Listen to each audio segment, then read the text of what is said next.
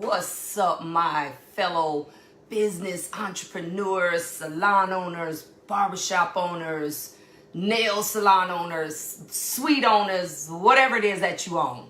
What's up, guys? It's your girl Knowledge by Nikki at 9 o'clock, and it is a absolutely wonderful Sunday. I think it's about 80 degrees outside. It's like a wonderful spring day. And I just want to thank God for all that He is and all that He's doing and all that He's done. And I make no bones about what it is that I believe in. I know where my help comes from. I love the person God has made me. All the things that I have had to go through, figure out, fix, broke it again, fix it again, broke it again, fix it again. I thank God for the lessons, guys. I thank Him so much for the lessons. I thank Him for waking up every day with intention, guys. You know, a lot of people wake up, but they don't have any function. They don't have anything that they really are planning out for today. I'm going to talk about this actually in another training, but I actually am not a fan of planners. I am so anti-planner. I've never been a person that really believes that a planner, if you don't change some things about yourself, can make you do what it is that you need to do. But guys, I just got a hold to a planner. I'm not going to talk about it right now because I'm going to actually have a full-fledged class on this planner. I've never gotten a planner like this in my life that literally, as disciplined as I am, it keeps me focused and on track. So I love that I get up every day with a strategy, with a structure, with a mission, guys. And you got to get up every day with intention. But today is Sunday, and I want to talk to you about something that I experience every single day, whether I'm talking to somebody. I'm a business restructuring coach. That's what I do, guys. I take businesses typically in the beauty industry, but I actually now have branched into other entrepreneur industries or other industries that, you know, have entrepreneurs in them. And when I say entrepreneur, I mean the small mom and pop shops, the small coffee shops, the, you know, realtor trying to find their way. I have since, with God's help, just been able to kind of organically go into those lanes as well. So they're teaching me some things too. But what I have found is that the universal position of passionate people is that passionate people do not plan. They just don't. I'm going to say it again, because I was one of those people too. Maybe not as bad as some, but passionate people, people who survive, who thrive, who build their businesses based off of their passions, whatever it is that they love to do, they don't plan. They never plan anything. We think that just we gonna walk in and our love for this thing is just gonna carry us, and I love cooking, so the restaurant is going to be successful. I love doing hair, so the salon is going to be successful. I love putting people who thought they could never buy a home into a new house. This is a realtor, so it's going to be successful. I love, I got event planners. I love structuring people's events and taking that stress away from them where they don't have to worry about the wedding and the graduation party. And you get the gist, right? I love that you love what it is that you do, but just your love of it is not going to ensure your success. I have to say that on a daily basis. I now coach on an entirely different level. The level I coach now is a lot more intimate, one-on-one, a lot more personable. I don't do group coaching at all. I do individual stuff, but let me read something to you. This is my absolute favorite scripture. I don't even have to really look at it, but I want to read a couple different versions of it. I have Luke 14:28 actually connected to a lot of my ebooks. It means so much to me, and I'm going to explain to you what God was talking about, but I'm actually going to kind of create a little metaphoric aspect of it in terms of business. Luke 14:28, and I'm just reading the different versions. In the New King James Version, it talks about, for which of you intending to build a tower does not sit down first and count up the cost whether he or she has enough to finish it. Again, you love this thing, but you want to build this tower, you want to build this business, but you didn't, and I don't mean cost just in terms of money. I mean cost in terms of time, in terms of who is going to be needed to do this. All this stuff is what's going to be needed to complete it. There is no such thing, and I will argue this thing until I'm in the ground. This whole self-made thing, I'm sorry.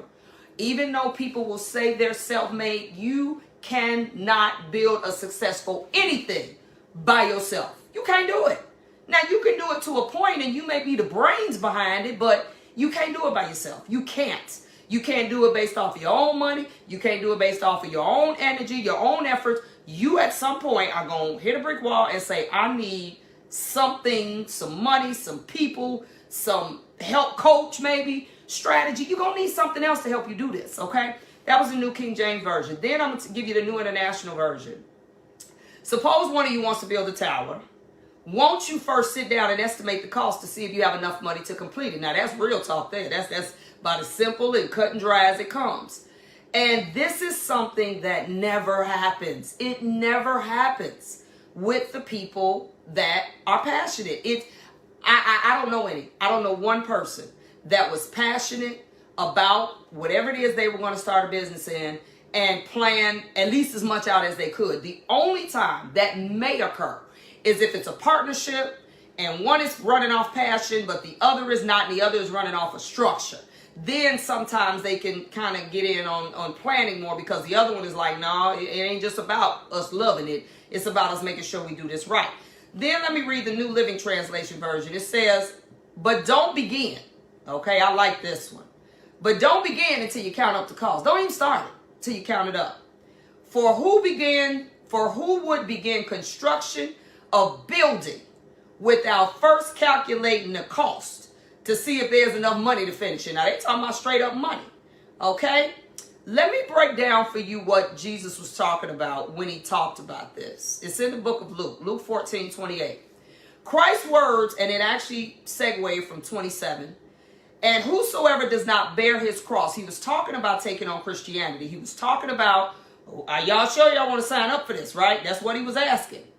And come after me, whoever does not bear his own cross, that means all the stuff that come with it, and come after me, can't be my disciple. You can't. If you don't really fully understand, now we know about grace and forgiveness and all that, we ain't got that deep yet, but he's just telling you in the door, you need to really understand what you're saying you want to do. For which of you intending to build a tower does not first sit down and count up the cost, whether he has enough sufficient to finish it. True Christianity is not the easy way advertised by professional Christians. You know, you see these things, and we got now more Christian TV than ever because, you know, we stuck. So it's almost the only way we could actually watch church now. But even before that, we, you know, when ministers get on and they, you know, go all in and they give you these scriptures and the explanation and the origin and all this for them, they sometimes make it look like y'all got this, right? But living this thing is different. Because you have to live in a world where people don't believe what you believe. You have to go to work every day with people that don't see things the way you see it. You have to try to maintain Christian integrity. When we live in a world that says, as long as it makes dollars, it makes sense. They don't care about integrity. If you got paid for it, then it's cool. So you have to function in a world building this thing with people who don't see things the way that you do. And let me keep going. Enter you into a straight, and it's got in parentheses, difficult gate, for wide is the gate, but broad is the way. That means in this wide gate, you want to run your business, and you want to run your business based off of Christian principles. Now, that's a whole nother level. You already got to figure out how to run this business, right? Just run it, period. And now you want to put God in it, and you want to say, okay, Jesus, I want to do this the way you want. You done really made it extra difficult now. Leads to the way, which leads unto life, and few there be that find it. That means ain't but a handful gonna make it. That's what it means. Ain't but a handful actually gonna make it. That's it. Okay? And this is something that I rest on. I don't care what I start doing, and I'm a true risk taker now. I mean, I jump off some bridges. But what I've learned as I've gotten older is I got to take calculated risks. I can no longer just jump off of bridges and, as they say, make the parachute on my way down. That doesn't work because I've crashed and burned before. And the thing is, certain crashes, you don't get up and just brush yourself off and keep going. They cost you. They cost you a lot. So I want to talk to you all about what I have been in. You know, when I kind of get into deep conversations with people about this, I know it's time for me to kind of talk about it. A lot of people that I talk to, whether I coach them or they do, you can go actually online.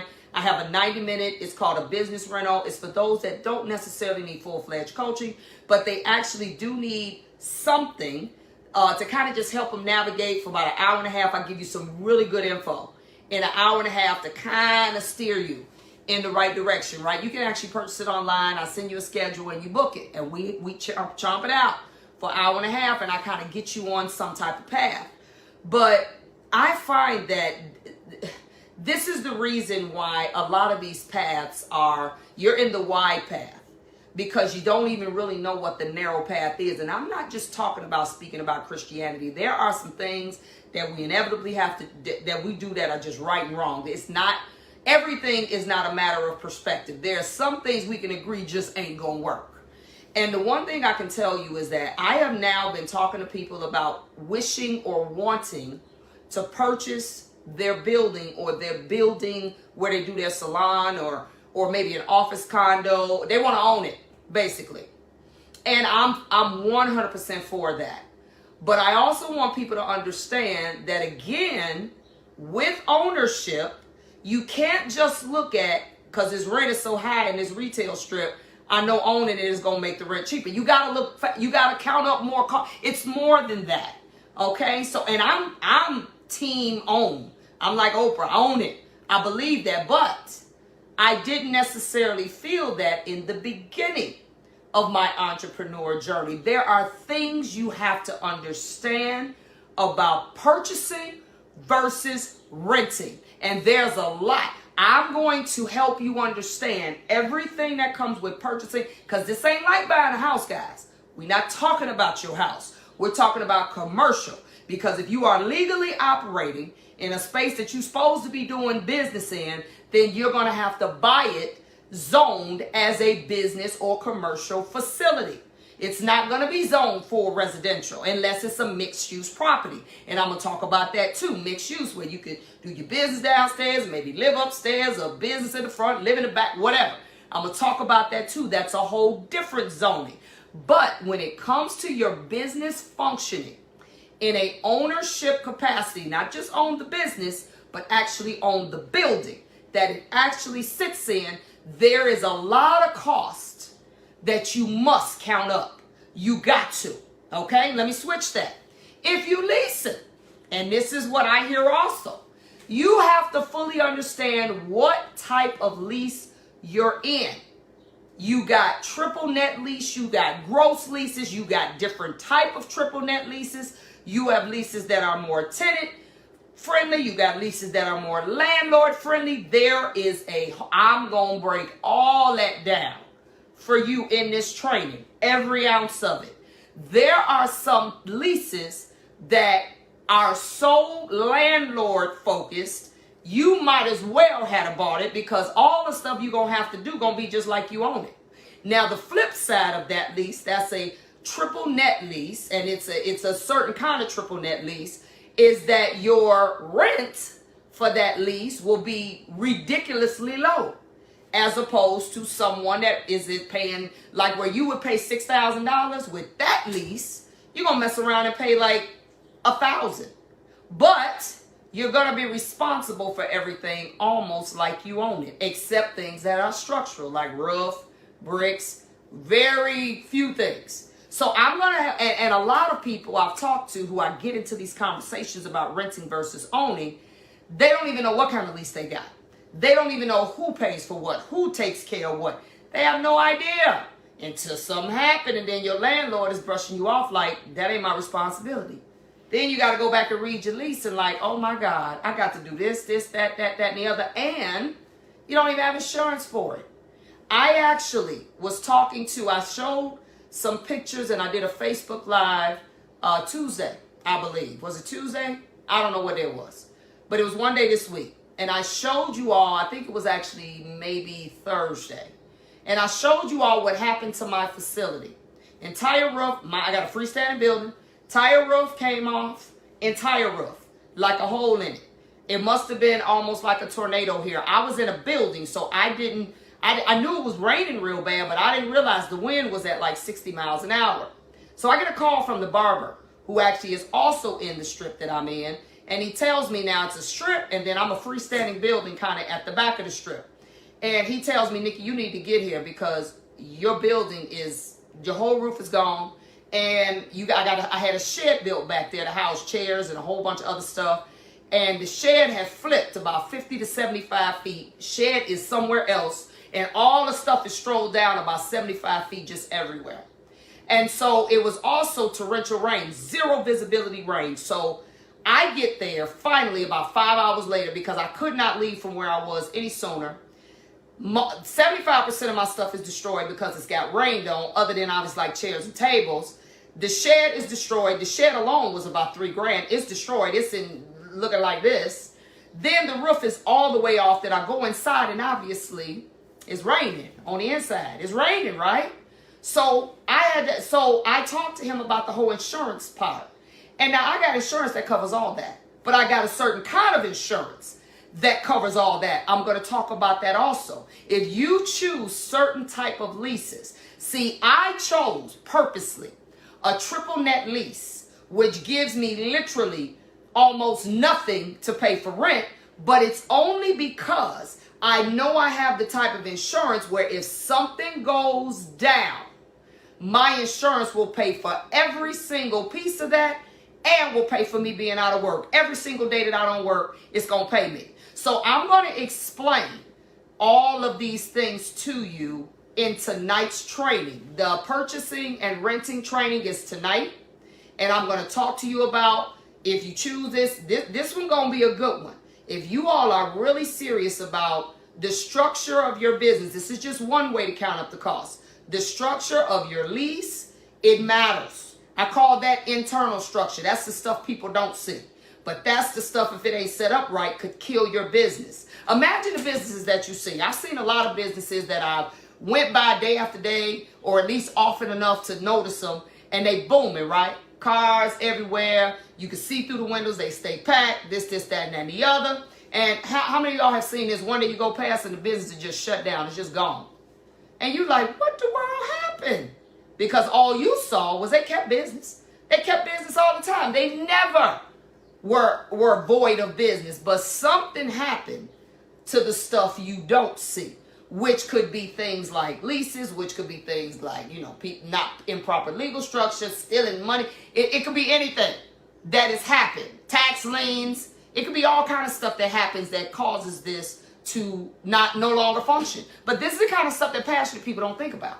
Passionate people don't think about this kind of stuff. We just like, yes, I got my own business. Yes, I'm going to be able to do it my way. I'm going to be able to cook. And if you got a cleaning business, if you got a hair salon, we just so excited. I got my keys. I really try not to be what they call a Debbie Downer.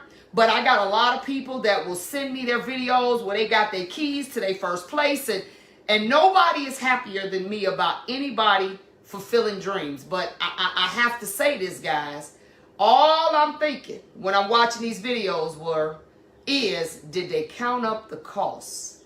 Did they actually think about some of the things that if they come about, you're going to feel like you got more of a nightmare than a dream when you got to deal with them? Did they think about? And I don't say that because I am never one that's going to rain on anybody's parade. But when I do get the opportunity to talk to them straight up, I will ask them, okay, nobody's happier. I cry when people succeed and when people do good. And I'm the most emotional person in the world when people really are fulfilling their dreams. But I also am very realistic, and I understand the back end of that, the stuff you don't see, and the stuff that could kill it if you don't look into it, if you don't count it up, whether you did it prior or during. I fully get it that you must do this stuff. or your dream is going to die. And I also cry with people when they're telling me after they have tried this thing, didn't count up the cost in the beginning, didn't shift gears in the middle, just literally just said, I'm going to let it be what it's going to be. I'm going to hold on to this dream and I'm not going to update it, tweak it. I'm not going to fix it. This is what I want and that's it. And they won't even entertain the possibility of changing maybe certain parts of it. Because in the world we live in, it's moving all the time. I don't care what business you're in. It's moving all the time. It's changing before our very eyes. And I don't care what business you're in. You do not have to totally abandon your dream to update it. You still need to understand. Here we are now, shelter in place. Some back at work, some not. But still, if you don't have a virtual presence, I don't care what you do. If you don't have a virtual presence, you're going to die. Your business is going to die. I know people that still, even though certain businesses have opened up, they're not going. Look, I got American Airlines offered me yesterday or day before. I ain't never seen this. I got points up the wazoo and I ain't even about to use them. Buy one ticket, get one free. Have y'all ever seen that in your lifetime? From an airline like American Airlines, I've never seen that. People still ain't flying just because you moving. That you still are not going to be at capacity because you still got people that are scared. They're like, I don't know, I ain't feeling, maybe I'm going to wait a minute. You still got this going on, guys. So if you are not updating your dream you're going to have to get into a digital space in some kind of way. You're going to have to entertain. If I'm talking to my salon industry now, you're going to have to entertain changing some parts and pieces of your business into where we are going, not where we were. That old way of how, look, I've been doing this 32 years. I had the privilege, I counted a privilege of being in business in the 90s, baby. For anybody on this live, because this is streamed everywhere, guys. This is Vimeo, YouTube. I got LinkedIn. I got it everywhere. If any of you all had the blessing of being in the salon industry in the 90s, baby, it was sweet. You hear me? The 90s was the sweetest time in this industry that we will ever see. Because in the 90s, people cherish. They love saying I go to a professional salon and get my hair done. They didn't care what it costs. Y'all that do weave? Oh, God, you can charge $1,500, $2,000, $3,000 for stuff now you can barely get $300 for because they can go learn it on YouTube. If you enjoyed that era, just put it on your history calendar and say it was good, but guys, it's over. It's over. You can't operate like that no more. Back then, we could literally just do hair and make an amazing living. Now, if that's all you do in your spot, you're not going to make it. You're not going to make it. If all you are banking on is just services, and especially if it ain't nobody but you, you're not going to make it. If all you're banking on is a traditional salon and how it functions and how it operates, you're not going to make it. You're going to have to entertain part of it, maybe being suites, chair on demand, co-ops, exchange systems. I teach all of this. I also have that in the heading. It's called the New Salon Blueprint. That's actually tomorrow. Okay? I have different groups that are already members of my trainings, and I'm basically letting you all in on some of those trainings if you want to learn it. They get it anyway. They pay fees, monthly fees, and they get it anyway. This is something that is going to be imperative for you all that own salons, or I don't care if you own a rib house. You are going to have to understand, if you got a restaurant, you're going to have to put your stuff on Grubhub and DoorDash and Uber Eats and maybe have your own delivery person. You may even do retail. If you got barbecue sauce, if you got hot sauce, if you got some special something your grandmama made 1,000 years ago, you better learn the recipe and start packaging it up and learn about food. Don't just throw it out there now. Now, unless you're just going to do a taste test. You got to learn about food packaging and production and the liability that comes with that. Oh, I know somebody got in the jam over that. You got to count up the cost. You got to learn how some of this stuff goes and then send your bottles of barbecue sauce on out there. And then it's a whole nother level to try to get in the grocery store. See, I know how to do that too. I ain't got no interest in that, but I know how. These are things that are going to have to be considered when I talk about counting up the cost, guys. Should you purchase? And it may not even be should you do it right now. Join the training. Learn about, there's no way I would have been ready to own my own building when I started in this game. No way. And there are reasons why that wouldn't have worked. But now, if I don't own it, I don't want it. That's where I am now.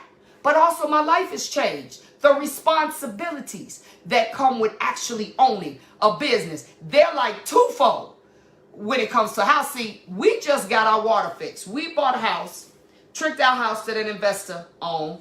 We bought it because me and my husband really wanted to be bothered with fixing up a house. We ain't the Reno people as far as like renovating the house. I am now, but back then we weren't that because we didn't have time for that. So we bought this house, great house. I have what's called a mid-century modern ranch.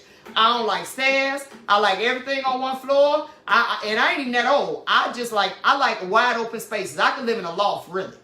So that's the way our houses function. We got huge windows. Our windows are like 95 by 105. Whole front of the house is glass, basically. My husband, we fight over. I want the blinds open. He want them closed. He's a vampire. I like sun, right? Our water, whole basement, tricked out, nicely tricked out basement, flooded 3 months after we bought it. 3 months.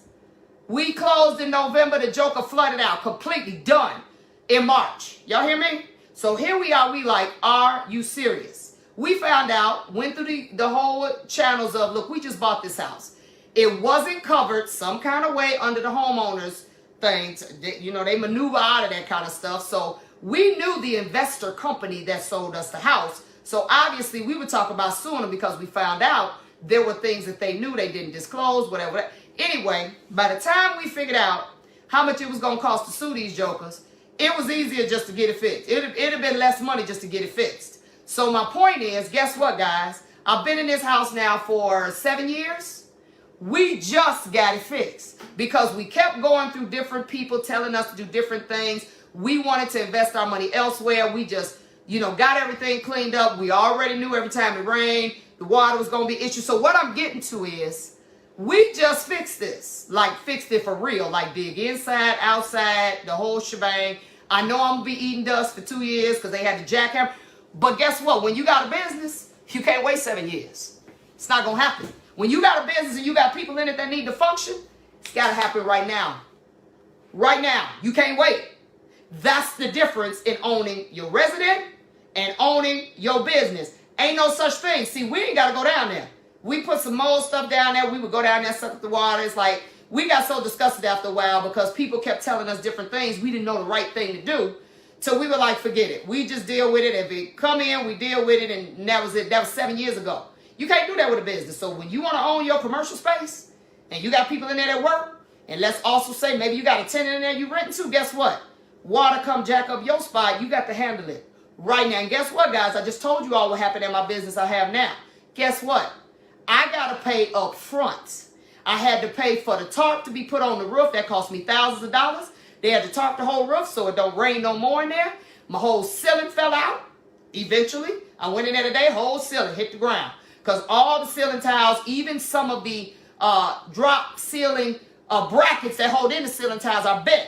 I had to pay for a team to come, not just tarp the roof, but I had to pay for a team to actually come and remove all of that roof. It's roof everywhere. My shed then flipped all over. They had to dismantle the shed. And guess what? This ain't gonna fit in no regular dumpster, so I gotta pay for a dumpster. Pay them, pay a dumpster, all my stuff. I gotta pay somebody to go get the stuff from way down the block. Y'all with me? When you wanna buy, it's 10x, as Greg Cardone says, to what it is that you're gonna have when you rent. But there is a pro and a con to this situation. And all of it is based off of where you are at that stage in your life. There's no way I could have done this when I was full-time doing hair, 20, 25, 30 people a day, running all over the country trying to be this international motivational speaker, which I am now, praise God. But in order for me to be able to transit to understand the responsibilities between leasing and buying, I had to free up my time. I had to shift. My whole life had to change. But now I'm in the space where I can do it. I can handle it. I have staff now. I have whatever. My point is how I started off this entire call, which is what I see a lot of new people on here. you got to count up the costs. You got to count up the costs. You got to be honest about where you are at that cycle of life and say, I can't do all that. I applaud people who come to me and say, girl, I ain't doing no business. I know I can't do it right now. I applaud you for being honest with yourself and saying, right now, my mind can't focus on it. I ain't got the time for it. I can't do it right now. I'm also going to talk about that. If you take this training, it's tonight. It will be worth your while because this is something that I know that people in my industry, the salon industry, know nothing about. They don't even know the leases they signed and what it really is. They don't know they don't understand the financial position they're going to have to be in to even buy commercial property. Commercial property way harder than buying a house, y'all. It ain't that easy. It's not the same. You're going to have to be in a certain position. Now, I am team on, as I said before. I believe everyone, this is my opinion, but I believe it because I deal with so many different people. I believe everyone, if you go invest, I'll take me, my first salon, $85K. $85,000. That was me and my ex-husband's money. We didn't take no loan out. We didn't do none of that. We stayed in that spot for 9 years, and then we unfortunately got divorced in the 10th year. So you already know. I ride past that spot still to this day. Guess what? That $85,000 we put in that spot is still sitting exactly the way we left it. That's money out the window. When you want to talk about leaving stuff for your children's children, as the Bible talks about, when you want to talk about true wealth, when you want to talk about having something that you have a little more control over, you need to at some point, I don't believe you need to come in the door with it, but unless it's a different situation, which I'm going to talk about that in the training tonight. But I believe at some point, with all the money and time that you invest in your salon, at some point, you should want to own the space that you're in. So dig this, guys. At some point, now I'm not going to tell you what to do, but I am going to show you both sides. I'm going to show you the pros of buying, the cons of buying. I'm going to show you the pros of leasing and the cons of leasing. And none of it is biblically like this is it. It all is in perspective to who you are, your discipline level, the help you may have, the money you got, the financial position you in when you do it, what your cycle of life you in. Are you 30? I'm 50. At 30, there's no way. I ain't want to be bothered with all that. I'd have been mad that something would have detained me from getting on a plane traveling. I got to deal with a roof blowing off like I got to do now. I would have been pissed. So I'm glad I didn't do that then. But now I'm thinking about wealth building. I'm thinking about when I want to check out. I have a whole program that I'm working on called Life Beyond the Chair. And I get up every day. This is the cycle of life that I'm in. Life Beyond the Chair. I actually have it. Look, if I could turn this around and show y'all. I actually have this to remind me. Y'all see my laptop? Y'all see that? It's called Life. You can't see the chair part, but it's real to me. So every time I pick up this laptop, I see this Life Beyond the Chair because I've been doing this 32 years and doing it hard. So I'm at a stage now where it's about wealth building. It's about building things that are sustainable so I don't have to work so hard anymore. I'm done with hustling. Hustling days is over for me. Now everything is calculated. It's about helping people. It's the reason I coach. It's about building other people. It's about building tools, informational tools, and I got a bunch of stuff that help other people. It's about helping my fellow salon owners who I love, but all entrepreneurs, because I got a lot of people that listen to me about understanding that you will actually find that you love what you do more when you're not grinding just to make a dollar. I love what I do so much now because I don't have to kill myself doing it anymore. Now, I loved it. Don't get me wrong. I loved it when I was hustling, but it came a point where it was burning me out. And I was starting not to like it. And I was starting to get snappy with clients. And I was starting to get tired of people being demanding. And I was starting to get tired of having to spend 17 hours a day at a place. Even though I was making money, I was like, okay, now what? I got tired of that. And thank God he gave me the unction and I'm naturally driven and ambitious. Been that way since I was a kid. So I always wanted to do more. Not more clients, but more stuff. So I had already segued into teaching. I got into research and development, going, working at labs with companies. And so I had already started setting the stage for other things for me to do. And I thank God for that. But what about you? Are you in a position where you haven't done that? You've totally relied on what your hands can do. And now clients are different. Clients don't come like they used to. Clients want to get their sister to watch it on YouTube. They want to go to the braiders now. They don't want to buy no products because they can buy them on Amazon. What do you do now? What do you do now? Because just hair alone ain't going to cut it. And you still got these bills and you got a 4-year lease. And you got a building that maybe you do own it, but you can't just sell it. They even have pre-selling penalties. You can even get hit if you sell your building before it actually has matured through the lease. They have leases now, or not mortgages. I mean, they have mortgages now. I don't know if y'all know this. You can't do 30 years with every commercial mortgage. You can't. You can't do 30 years. They're like 30. If you got to do 30, you can't afford it. Okay? I don't know if y'all know this. Ain't no such thing as 3% down. Not with no commercial. Oh, no. You got to put anywhere from 10 to 40% down. Usually about 20, 25. So guess what? You want to buy, your money still got to be tied up. Can you afford that? So I'm just giving you all of these things. I really go on my website, knowledgebynikki.com with 1K. I promise you, you will not be disappointed in this training. This training is geared up to give you real information, not tell you what to do, but to give you real information on which way you need to go at whatever cycle of life that you're in. If you own, it may be a situation where your life is too complicated right now and you may need to sell and go to leasing. I have people that I'm dealing with that are in huge 2,000 and 3,000 square foot salons. I told them they need to come out. They need to go into a suite.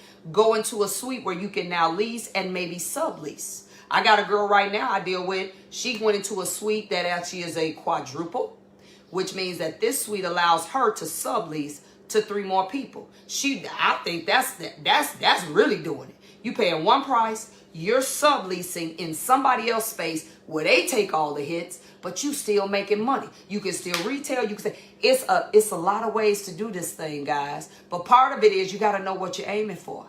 You got to know what your goals are. What is it that you're trying to do? You got to know that. So I just want you to join me tonight.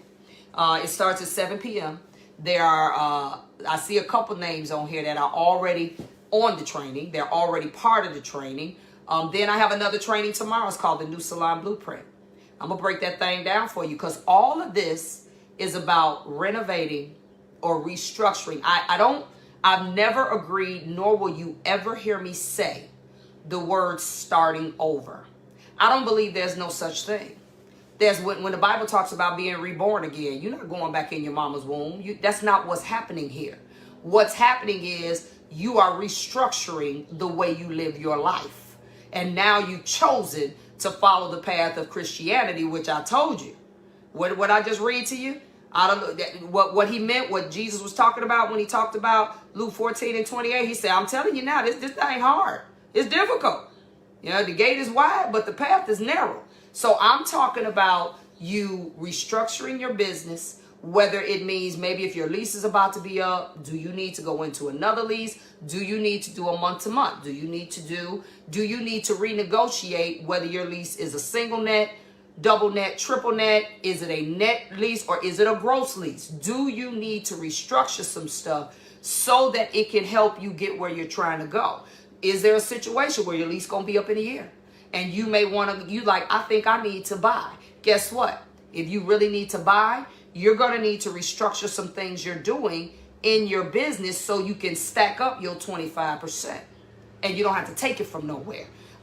Even if you want to sit down with me, go online, sign up for a whole Reno. If you want to learn about how to set up maybe some business credit, where you can even get yourself in a year. Oh, I can get you set up with business credit. Now, I done mastered that. Get you set up with business credit, and maybe you can literally get set up with someone that will give you like cabbage. I love cabbage. That's just one.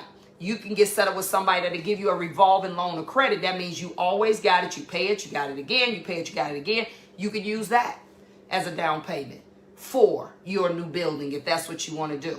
Okay, so whatever it is, I am about teaching you information. I'm about teaching people how to fish so they can eat for a lifetime. It's not about just taking you fishing today because we'll eat today, but you got to eat tomorrow too. All right, so you all join me. I got a training today at 7 p.m. I also have a training tomorrow. Both of them are in knowledgebynikki.com with 1K. Feel free, go in there. I got a lot of other good stuff that you can go ahead and purchase the videos that have already been done. They're all live. You get the ebooks with them for the videos that are already done.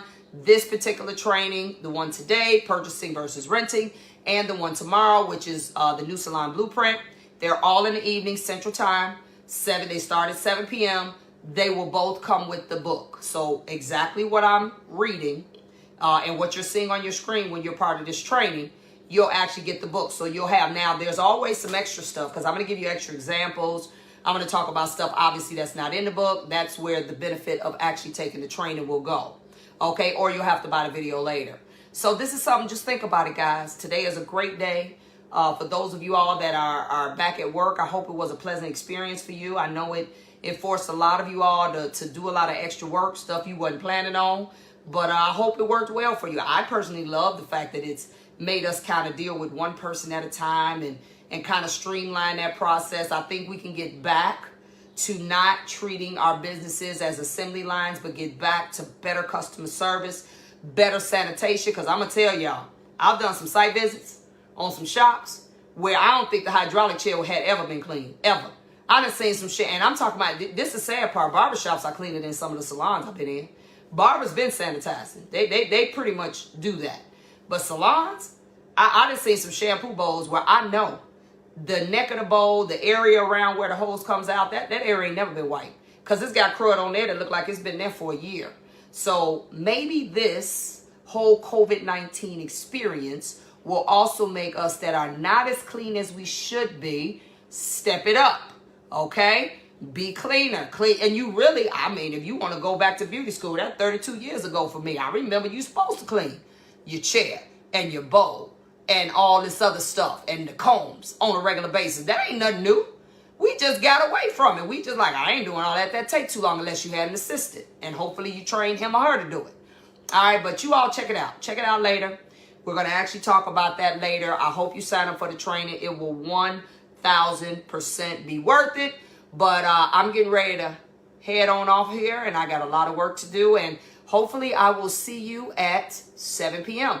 You go ahead and book. You'll get your actual code. I send the code to people typically about 2 hours before the training.